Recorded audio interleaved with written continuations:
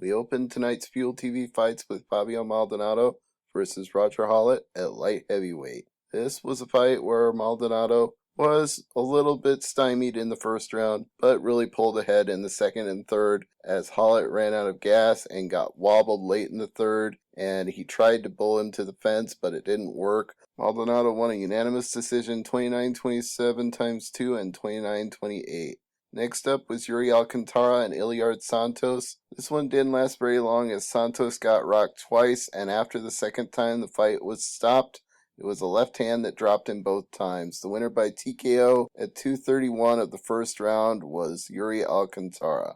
After that, we got some news from Bloody Elbow. Renan Barão is out of his title defense at UFC 161 due to a right foot injury. Next up was Paulo Thiago and Michel Prazeres making his UFC debut. Thiago desperately needed a win here, but Prazeres was undefeated coming into this fight. And at first it looked like Prazeres was going to do really well. He was very strong in the first round, but then he had a big adrenaline dump and ran out of gas, and it was still anybody's fight in the third round though. And Thiago finally got a takedown with 30 seconds left, and that was probably enough to get him the close round and get the decision overall.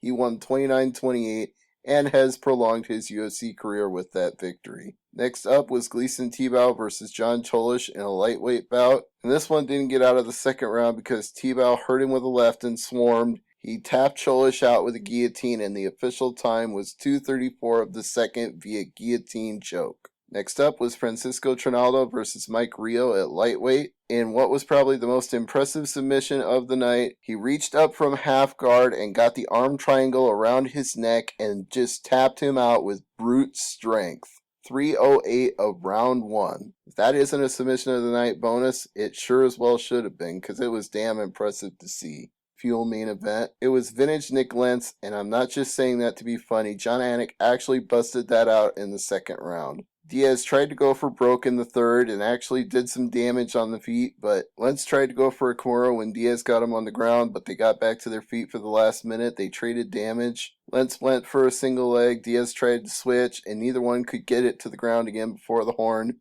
So it ended up being 28-27, 29-28, and 29-28, all for Nick Lentz. And on the Facebook bouts that we didn't see either on Fuel or FX, Lucas Martins defeated Jeremy Larson via KO 13 seconds into R3.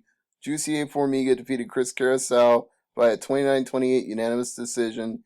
And John Lineker beat Asimov Gashimov via TKO at 1 minute 7 seconds of the second round. Joao Ceferino versus Rafael Natal. And you gotta give Ceferino all the credit in the world. He was very game. He survived the whole 15 minutes. He took a big adrenaline dump after the first round, and Natal just pulled away in the second and the third. In fact, I'd call the third round a total domination because Natal had the full amount in the last minute and Ceferino gave up his back. Natal nearly got the TKO stoppage with strikes, but Ceferino did just enough to keep moving and hang on and not get a stoppage. 30-27 and 29-28 times 2 for Natal. Next up was Rafael Dos Anjos and Evan Dunham.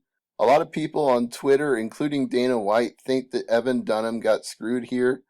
I don't know if it was that dramatic. I thought it was a close fight. The last two rounds could have gone either way, 10-9 for either man. Personally, I had Dunham 29-28 overall because I thought he was coming forward and doing more damage with strikes, but that wasn't what the judges decided in the end. They all went 29-28 for Rafael Dos Anjos. At least in the Jacare Souza and Chris Camozzi fight, there's no controversy because this was a total one-sided domination by Jacare. He had side control with 99 seconds left in the first round. He got the full amount, transitioned to the choke, and finished him off. So the winner at 3:37 of R1 via submission was Ronaldo Jacare Souza.